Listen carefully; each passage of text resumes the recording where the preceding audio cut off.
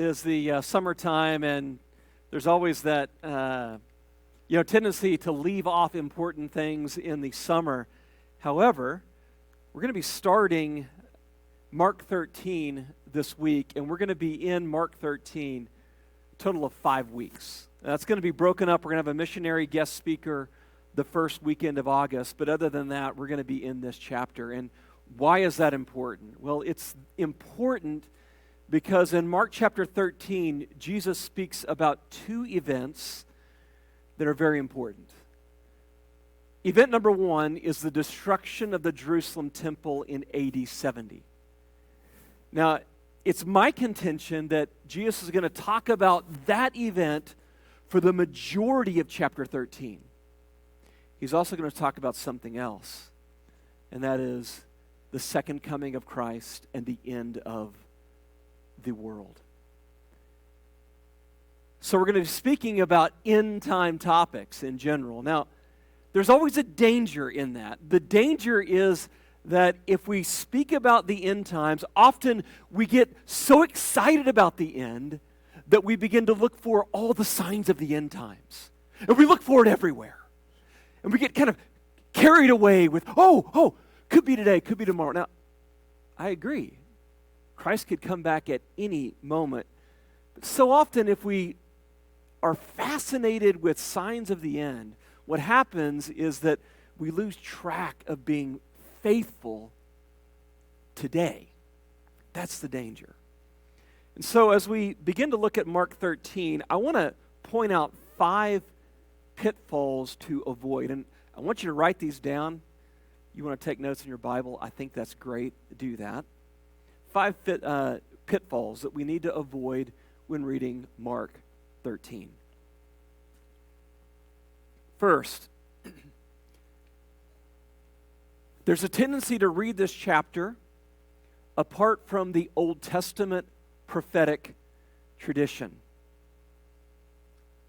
We've got to avoid that. Some of the language that Jesus is going to use is taken straight out of the Old Testament prophets. When Jesus quotes the Old Testament or alludes to it, we have to go back to the Old Testament and say, what were the prophets talking about then? And when we do that, we're in a better position to understand why Jesus is using the exact same language. Pitfall number 2. And this is a pitfall both in our times, historically for the church, since the first century, this has also been a pitfall, and that is overlaying Mark 13 with events from our own day. I'm going to give you an example later on of the great theologian Martin Luther. He fell prey to this pitfall. He saw the things that were happening in his own time, and he thought, surely this is the end of the world. And he began to see himself and his adversary in the book of Revelation and in literature like Mark 13. That's a danger. Got to avoid that. Third, understanding Mark 13 simply as prose and not apocalyptic. Now let me explain what I mean by that. There are going to be times in Mark 13 when Jesus uses very graphic and metaphorical language. The question is, what do you do with that language? What do you do with it? And I'll give you a guide later on, and we'll talk about that. Fourth, and this is the problem of non-believers. When a non-believer reads Mark 13, how do they hear it? Well, this is what they do with predictive prophecy in general. Non-believers, when they come to the Bible, they'll say things like this. First of all, there's no God. That's what a non-believer will say. Secondly, Jesus cannot know the end from the beginning. Therefore, there's no such thing as predictive prophecy. And they wipe it all aside.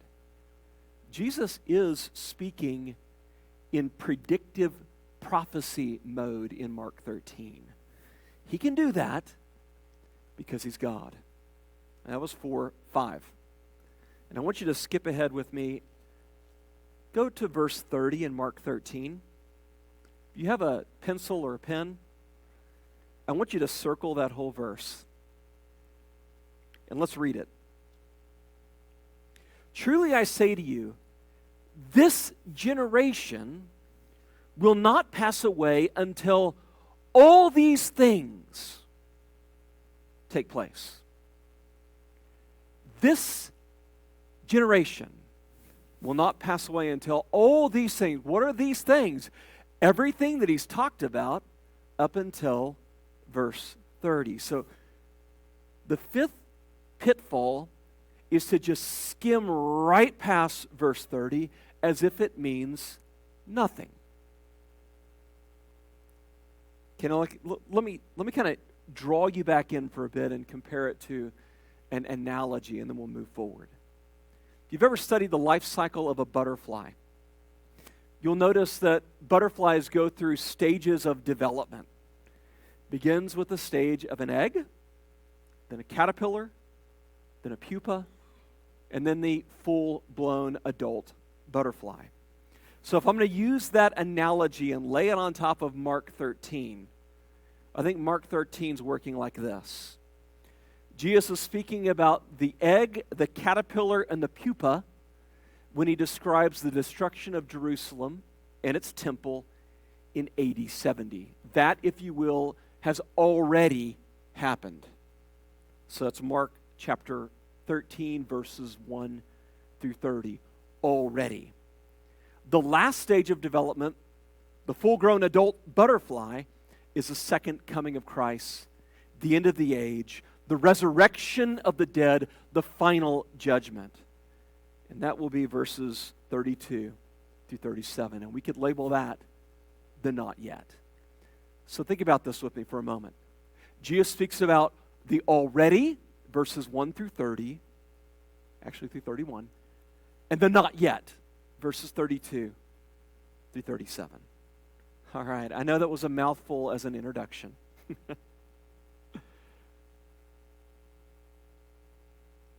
But I've got to say one more thing to you. The temple in Jerusalem,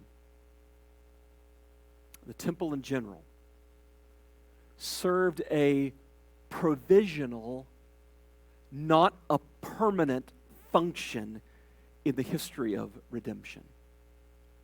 Now, I know that might be groundbreaking. Let me say it again.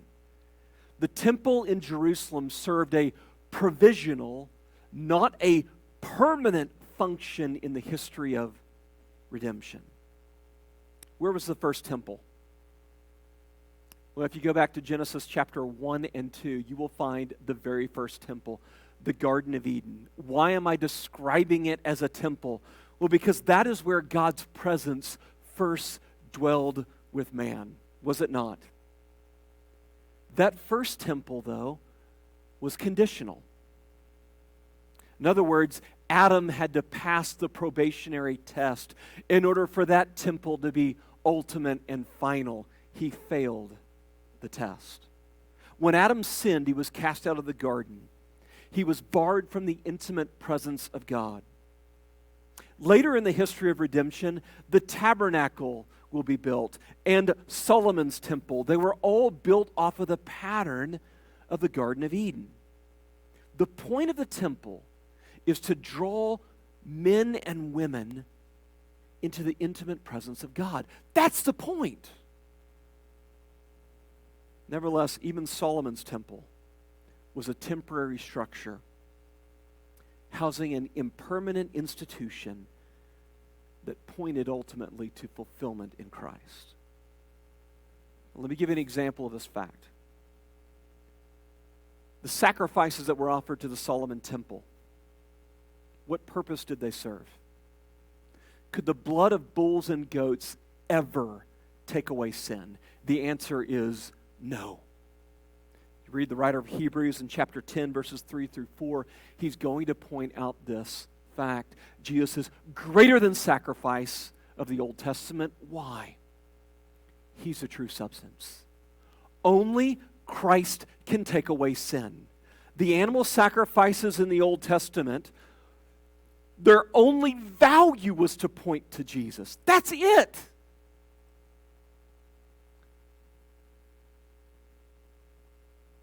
God speaks of his ultimate goal, of his presence dwelling with man forever in the new heavens and the new earth. Get this, brick and mortar are not a part of that final vision. Why would I say that? Revelation 21, verses 22 through 27, Jesus tells us there's no temple in the new heavens and the new earth. Why? Because God is there with his people. So what I'm trying to get you to fathom as we get into this chapter is that brick and mortar mean absolutely nothing now. Why? Christ has come. And so if you're looking for a third temple and thinking, oh, wow, the end of the age can't happen until there's a third temple, I would say what you're actually doing is devaluing Christ. He is the presence of God. Judaism in the first century skipped right past Jesus, did it not? It was enamored with bricks and mortar and the institution of a temple, and it missed God's presence physically dwelling with man. Friends, do not make the same mistake. Jesus is a true temple. That's the point. That cannot be destroyed by the hands of men. Now in verses 1 through 8, we're going to read through these verses, but I want to divide them into 3 points for you. Jesus is going to talk about 3 things. He's going to talk about the destruction of the Jerusalem temple in AD 70. The disciples are then going to ask, well, when is that going to happen? So in verses 3 and 4, Jesus will begin to deal with that issue, their question. Finally, Jesus will talk about the signs of the times, verses 5 through 8. When Jesus speaks of the signs of the times, his intent is that we do not get led astray by the, quote, signs of the times. Read with me in verses 1 and 2, Mark chapter 13. And as he came out of the temple, one of his disciples said to him, "Look, teacher, what wonderful stones, what wonderful buildings." Jesus said to him, "Do you see these great buildings? There will not be left here one stone upon another that will not be thrown down." Jesus is in the temple. It's the last week of his life on earth.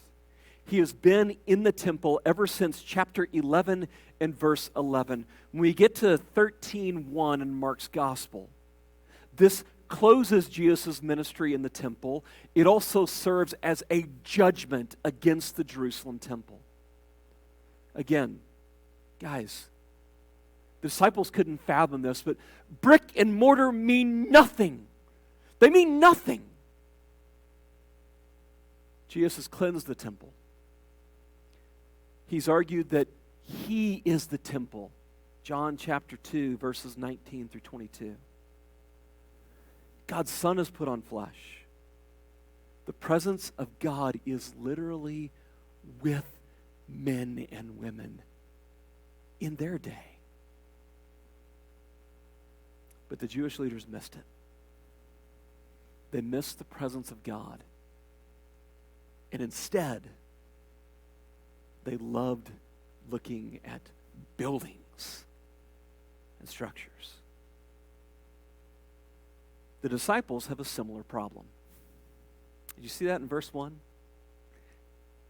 Jesus is now leaving the temple, and they look around.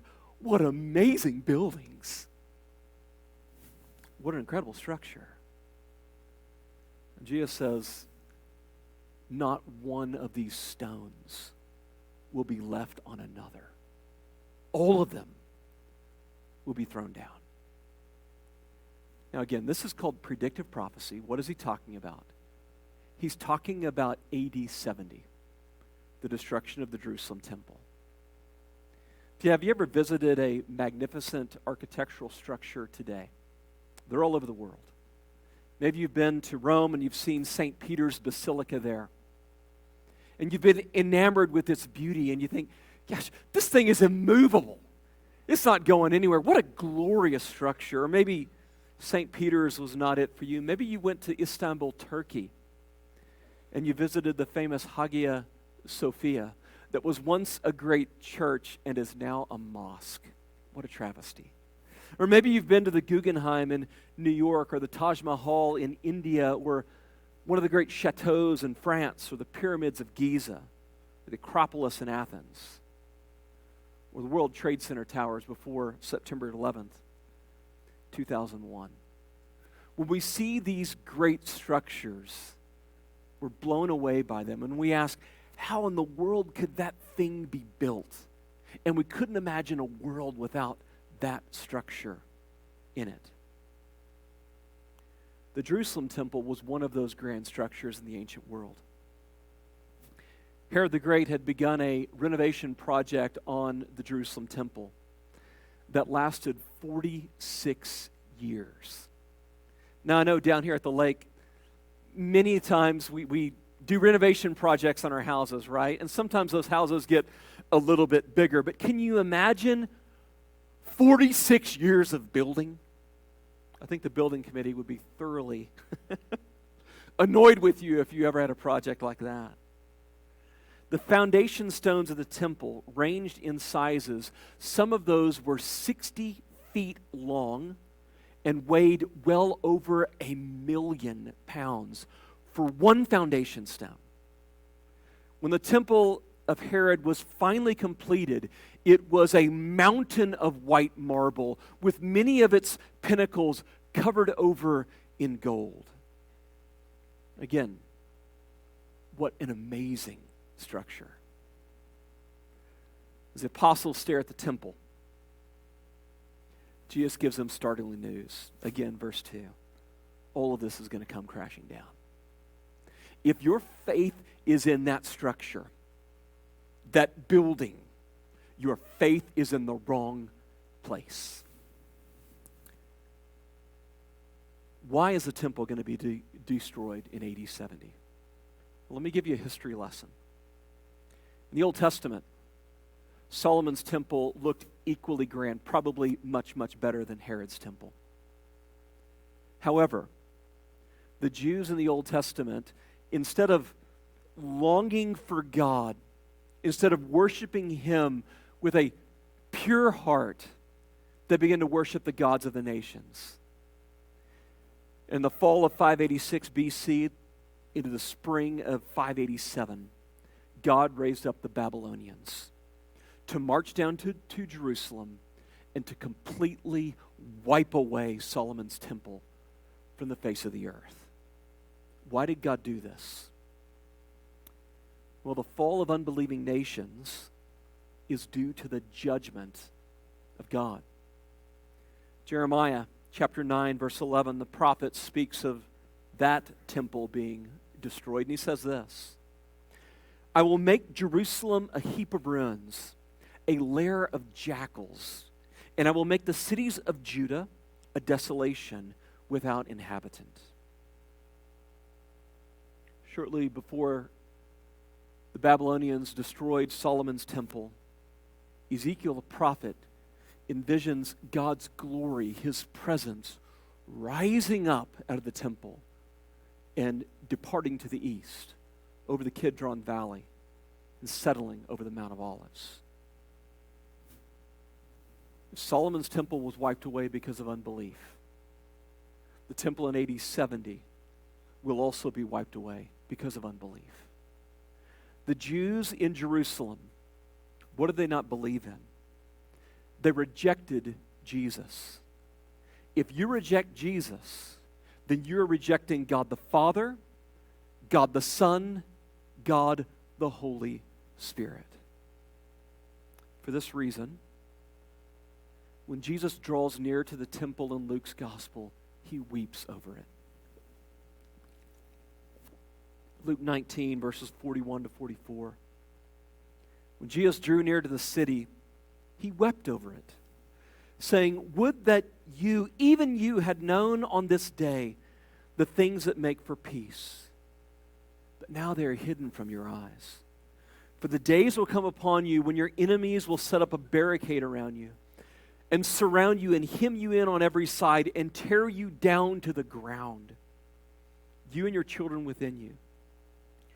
And they will not leave one stone upon another, because you did not know the time of your visitation. Friends, the outward facade of religious structures indicate little to nothing about spiritual vitality.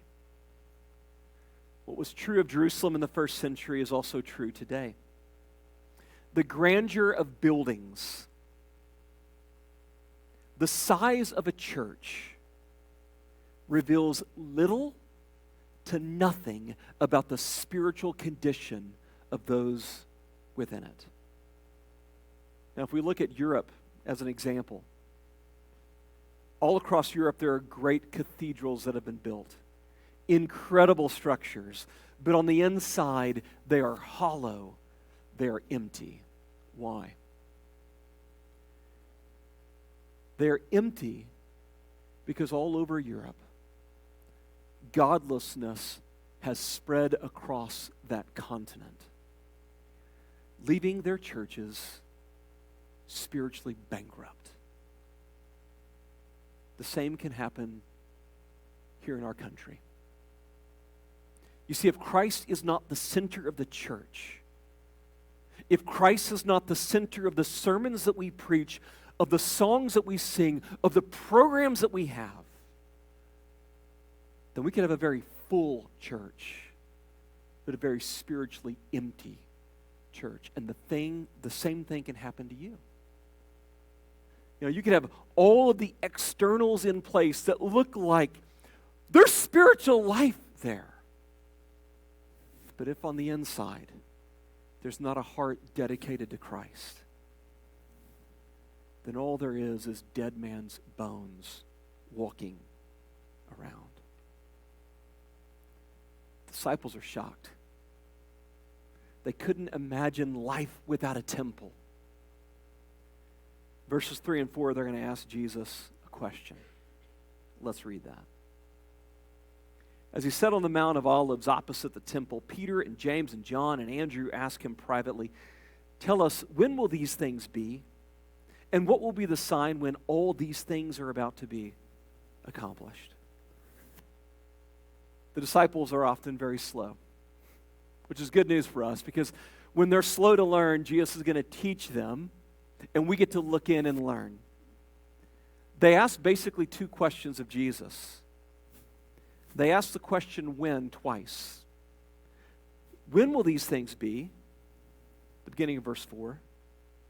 When are all these things about to be accomplished? The end of verse 4. In the middle, they ask another question: what's the sign? So two questions: when and what is the sign? Jesus has been speaking about the Jerusalem temple being destroyed in AD 70. What the disciples don't expect him to talk about is the end of the world. Now, when you read Mark 13, if your first issue on your radar is end of the world, I would say that's somewhat out of place. Put yourself back in the position of the disciples in the first century. Jesus is with them. He is alive. He has not died yet. He has not risen yet. He has not ascended unto glory yet. So when they ask him when, that question is focused on AD 70 when, not second coming when. What they don't expect is for the very end of this discourse in verses 32 through 37, when Jesus speaks about the end of the world. Now, why am I making a big deal out of that? Well, again, I'm making a big deal because we on this side of the crucifixion, resurrection, and ascension, we tend to read more into their question than is actually there. Okay, Jesus gives his answer now, verses 5 through 8, our third point. Jesus began to say to them, "See that no one leads you astray. Many will come in my name saying, 'I am he,' and they will lead many astray. And when you hear of wars and rumors of wars, do not be alarmed. This must take place, but the end is not yet." Again, the end of what? Probably the temple is what he's talking about. "For nation will rise against nation and kingdom against kingdom. There will be earthquakes in various places. There will be famines. These are but the beginning of birth pains." Disciples are easily led astray. Jesus gives them a warning. He's going to repeat it 3 times. He'll repeat it in verse 9, verse 23, verse 33. See that no one leads you astray. When it comes to the end times, there are millions of end times teachers out there trying to lead you astray. Friends, I would also say that if you have a ministry set up that's just an end time ministry, that's all we do here is end times, don't listen to a word of what they say. I'll give you 2 reasons for that. First of all, when it comes to the end, we are prone to deceive ourselves, on the one hand. On the other, we are prone to be deceived. Martin Luther, referenced him earlier. Famous theologian, very good theologian. He believed that the Reformation was the dawning of the end of the age, that he was right on the cusp of the end of the world. He believed that the Pope was the Antichrist. He believed that his days were the literal fulfillment of the book of Revelation. He saw himself in that book. He saw his adversary in that book. But he was wrong. Now, I don't think that Martin Luther was an intentional false teacher. I think he was a genuine believer who desperately wanted Christ to come back, but his own passions led him astray. Guys, that can happen to us. So we tend to lead ourselves astray when we read the news and we see our times as the fulfillment of the end times. Now, we also tend to be swept away by false teachers. Again, I've alluded to this. There are many false teachers today who build empires on end-time teaching. And I would argue, if you come across a one-trick pony, their only trick is end times, don't buy that pony. Christ talked about more than just the end. Don't make that your sole focus. Jesus tells them there's going to be many false Christs that appear. If you look in the first century alone, you'll see many false Christs that were alive and functioning in the first century before the temple was wiped out in AD 70. Give you some examples. Acts chapter 5, verses 36 and 37 speak of Judas and Theudas, who led 2 different revolts. They led hundreds of people astray, and they were slaughtered in the desert. There's an unnamed Egyptian as well that did the same thing. They all led revolts against Rome, the dominant power of the day. They all said, the end of the world's here. They all said, I'm Jesus. I'm the Messiah. And they were wrong. Friends, old habits die hard. In our recent history, there have been dozens, literally, of people that claim to be Jesus. Did you know that? We can find this among the Latter-day Saints. Several teachers in that movement claim to be the Messiah. I'll give you 2 names. You can look these up. Arnold Potter lived between 1804 and 1872, and William W. Davies, 1833 and 1906. What do they have in common? They both said, I'm Jesus. And guess what? I'm back. Now, that's always going to come with other things as well. False teaching. Francis Herman Pinkovic lived between 1911 and 1958. He led a movement in Simi Valley, California, in which he claimed, I'm Christ. Follow me. Sun Myung Moon lived between 1920 and 2012.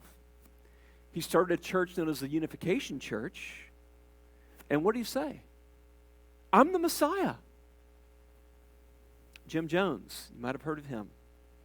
1931 to 1978, what did he do? He claimed he was the reincarnation of Jesus. He led his followers to Guyana, and he had them commit mass suicide. Hulan Mitchell Jr. lived between 1935 and 2007. Went by the name Yahweh ben Yahweh. What does that mean? God, Son of God. And God, Son of God, died in prison. He was a charlatan. Now, I could spend all day telling you stories about people just like that. Many false Christs came before the temple was destroyed in AD 70, and the same thing is going to happen in our day and age. Verses 7 and 8, Jesus speaks about political and natural disasters. Political, war. Do you know that war broke out in Parthia in AD 36? There were rumors of war between Antipas and the Nabatean king Aretas in 36 and 37 AD. AD 40, the Roman Emperor Caligula built a statue of himself, put it up in the temple. And ever since then, there were rumors that war is going to break out with Rome at any minute. Between AD 62 and 66, Palestine was in a tumultuous position. And everybody thought, war's coming, war's coming. What about natural disasters? AD 46, there was a famine under the reign of Claudius. AD 61, earthquakes plagued Pergia. AD 67, Jerusalem was affected by an earthquake. Pompeii was almost wiped off the face of the earth in AD 62. And all of these things came before AD 70. Jesus calls these things birth pains. Ladies, what do birth pains indicate? Well, you're going to have a baby eventually, yeah. But sometimes you get those false contractions. You know what that's like. And what does that tell you? Well, it tells you, wait a little longer, right? And so Jesus is saying, these wars, these rumors of wars, when you hear of these things, possibly the answer is, you're going to be waiting a little longer. Jesus doesn't want us to be deceived. How many times do we look at what's happening in our world right now, in Ukraine, in China, and think that, oh, war's coming, it's got to be the end of the world. Guys, become a student of history. Read about the events in the first century. And then when you're done, read about the events from the first century all the way to the 21st century. What are you going to find out? That the time between Christ's first coming and his second coming has been filled with wars, rumors of wars, natural disasters. I think Jesus is warning his followers. These things are always going to be about you. His purpose in describing this is not to stir their imagination about the end times. It's to move them to faithfulness. As we close, let me say this. I know we live in difficult times. I know for our own country, these are uncharted waters. Are they not? But you need to know this. Our times are not unique. They are not. The Jews of the first century couldn't imagine life without a temple. However, the temple was always a provisional, not a permanent structure. You got to realize that. Jesus is a true temple who cannot be destroyed by the hands of men. When he comes, the presence of God dwells with man. Christ wants his followers to cling to him. He doesn't want them to cling to some sort of end-time scheme as if this has to be right. Friends, no, cling to Christ. He doesn't want his followers to cling to a physical building either. Christ wants his followers to be immovable in the face of fickle and hostile forces in this world. So friends, don't be carried away by the times in which we live. Hold fast to Christ. If you would, let's stand and sing.